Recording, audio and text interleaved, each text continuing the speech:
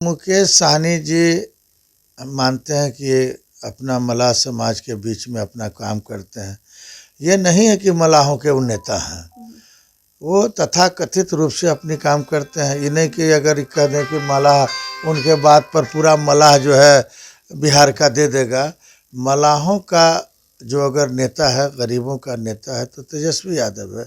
60% एक बड़ी आबादी है जो नीतीश कुमार जी के साथ है।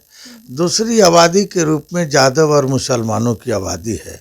अगर हम दोनों वोटरों को जोड़ देते हैं तो 80,000 वोटर हमारा वहाँ दोनों समाज से आता है। वहाँ के लोग भी समझ रहे हैं कि नीतीश कुमार जी का कैंडिडेट है, उसको हर हाल में जिताना है।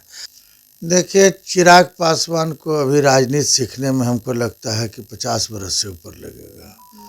वो पेंडुलम की तरह डोल रहे हैं, कभी इधर कभी। उनको क्या पता है नीतीश जी और लालू जी के बारे में, बच्चा है कि वीआईपी का समर्थन हमारे महागठबंधन के साथ रहेगा, तभी उनका भविष्य उज्जवल होगा, अन्यथा कोई भविष्य उज्जवल होने वाला नहीं है। देखिए, साधु जी का अपना दायित्व है। वो चूँकि लोकल स्तर के नेता हैं तो उनको चुनाव लड़ना अनिवार्य है। आखिर बैठ के क्या करेंगे? ये नहीं है कि हम उसके कारण से चुनाव, उनके कारण से चुनाव हारे हैं, या जो ओवैसी की पार्टी खड़ी थी उसके कारण से हम चुनाव नहीं हारे हैं। कहीं नहीं कहीं मिसमैनेजमेंट को भी हम लोग उस पर काफ़ी मॉनिटरिंग कर रहे हैं, हार के कारणों का। और मेरे नज़र में चिराग पासवान भी चेहरा नहीं है जो कह रहा कि मेरे चलते 10,000 वोट आया और 5,000 वोट आया। जो कुढ़नी जो है अति पिछड़ा बहुल क्षेत्र कहा जाता है, और अति पिछड़ा का जो रुझान है, जो मलाह जाति के लोग हैं, लालू यादव का जो इनके प्रति योगदान रहा अति पिछड़ा समाज को आगे बढ़ाने में, और नीतीश कुमार जी का काफ़ी योगदान रहा है अति पिछड़ा समाज को आगे बढ़ाने। वहाँ अति पिछड़ा समाज के लोग काफ़ी गोलबंद हैं। नमस्कार, आप देख रहे हैं लाइव बिहार। मैं आपके साथ रूपम। बिहार में 2 जगह उपचुनाव हो चुके हैं, मोकामा और गोपालगंज, और अब कुढ़नी की बारी है। कुढ़नी में उपचुनाव होने वाले हैं, लेकिन मैं आपको बताना चाहूँगी कि यहाँ पर कुढ़नी की अगर बात करें तो यहाँ पे राजद की सीट थी, लेकिन इस बार जदयू को सीट दी गई है। उसके लिए हॉट सीट माना जा रहा है। आज हमारे साथ आरजेडी के वरिष्ठ नेता आज़ाद गांधी जी जुड़े हुए हैं। पूरा विश्लेषण हम इनसे जानते हैं कि कितना वहाँ पर किसका वोट है, कौन खड़ा होते हैं, तो कैसे क्या वोट आएगा, किसे कितना वोट मिलेगा। इसके लिए सबसे पहले तो आपका लाइव बिहार में बहुत बहुत स्वागत है। बहुत धन्यवाद। हम तो आपके चैनल के माध्यम से अपने राष्ट्रीय अध्यक्ष आदरणीय लालू प्रसाद यादव जी को हम बधाई देना चाहते हैं कि वे हमेशा निष्पक्षता पूर्वक जो महागठबंधन का जो रिश्ता होना चाहिए, उस रिश्ते को निर्वहन करने में उनकी अहम भूमिका रही।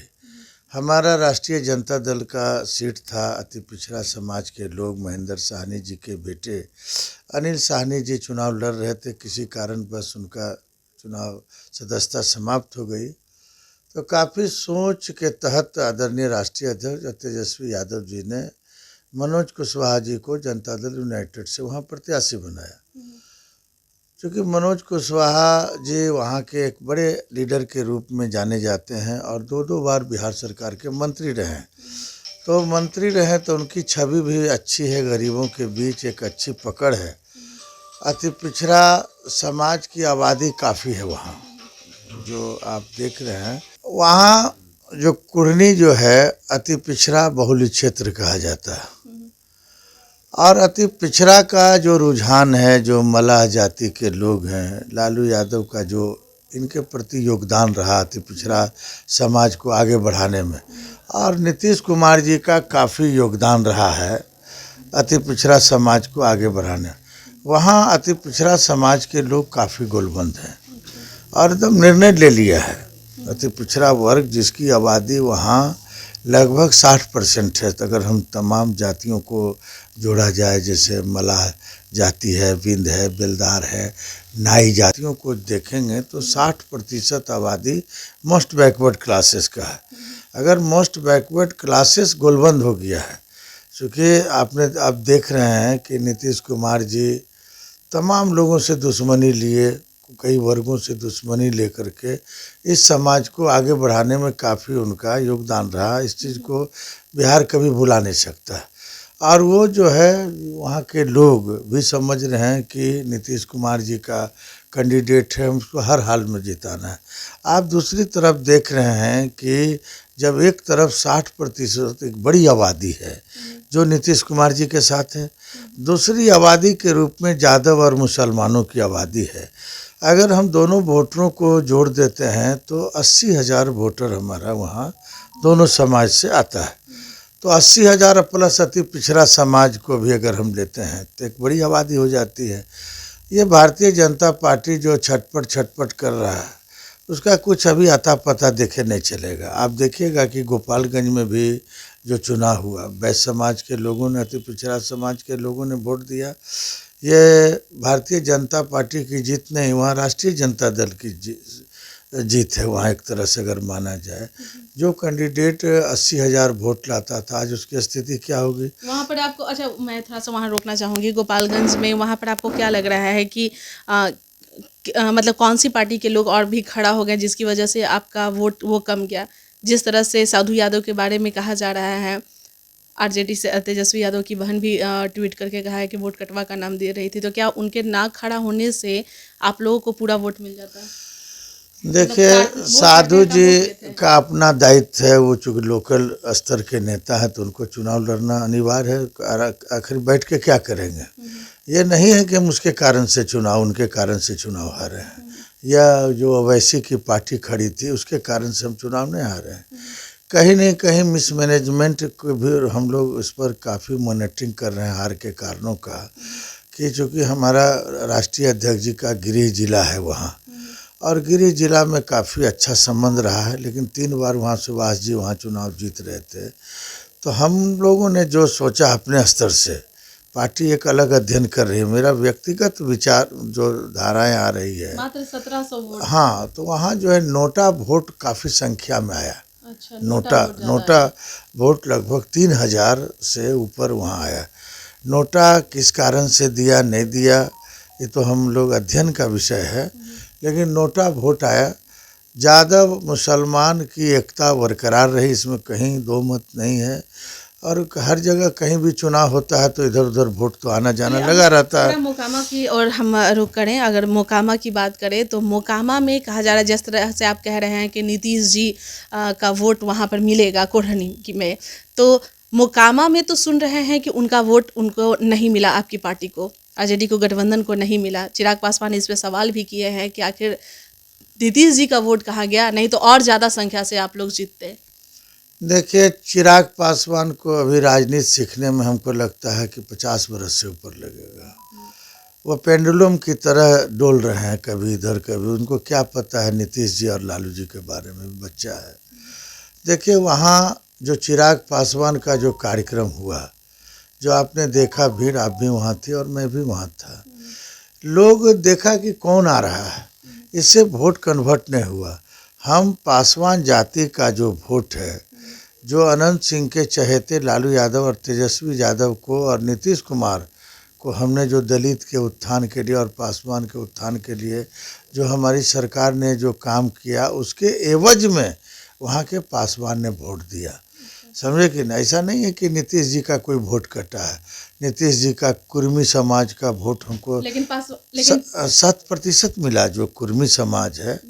धानुक समाज का जो कुछ वोट है, जो सीमावर्ती शेखपुरा जिला के जो आसपास हमारे गरीब वर्ग के लोगों को फुल चिट्ठी दिया गया। एक पटेल, मिस्टर पटेल राज्यसभा के सदस्य थे और 200 लेटर पैड लेकर करके वो बौख रहे थे, 200 लेटर पैड, और लेटर पैड सादा था कि आप योजना भर लीजिए। कोई राजनीति ये है क्या, किसी गरीब को किसी तरह से ठगना? गरीब, कुछ गरीब उसके जाल में फंस गया।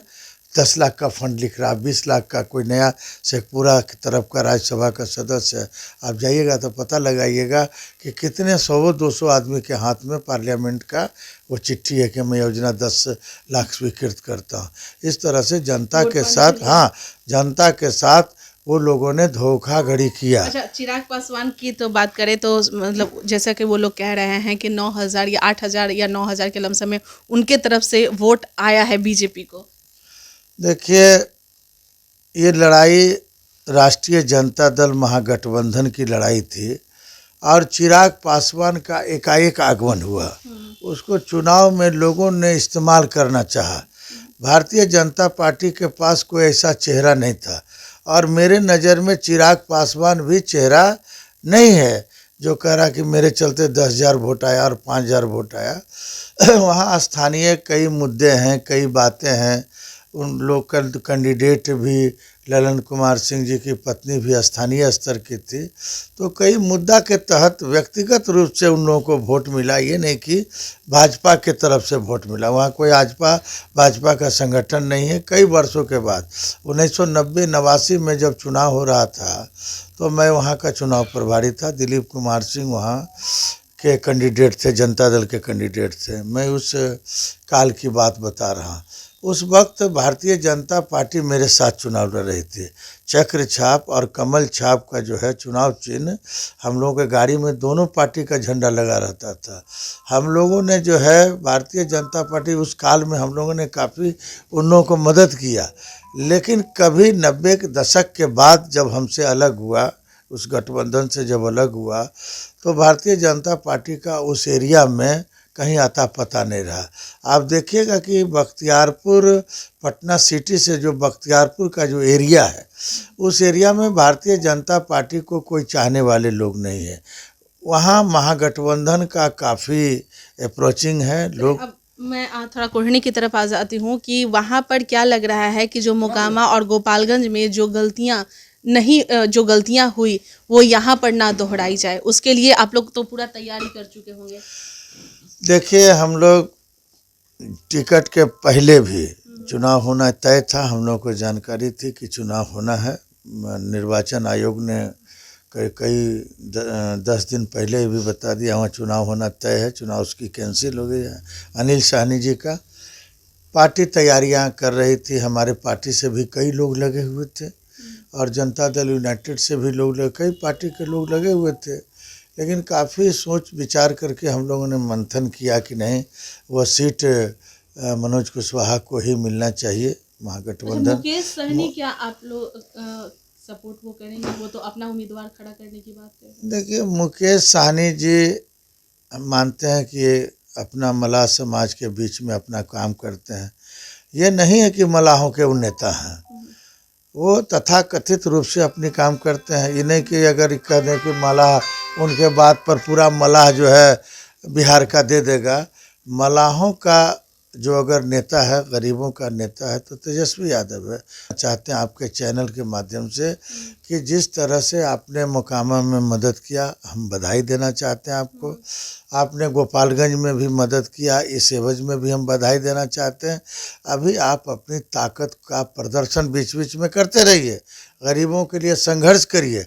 अभी जो संघर्ष होना चाहिए, इतना जल्दी संघर्ष का परिणाम नहीं मिलता है। ये नहीं है कि आप कल है आया, कल आपको हर चीज़ मिल जाए। आप एक जगह स्थिर रहिए।